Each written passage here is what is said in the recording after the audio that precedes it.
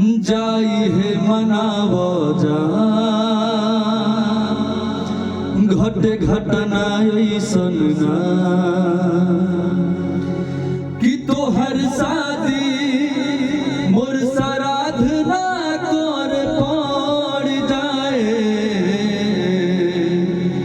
हो भगवान ना करस एक दिनवा लड़ जाए कि तोहरा में शोभी अब तो बियाह या विदाई चंदन अहमद सोचा घड़ी कौन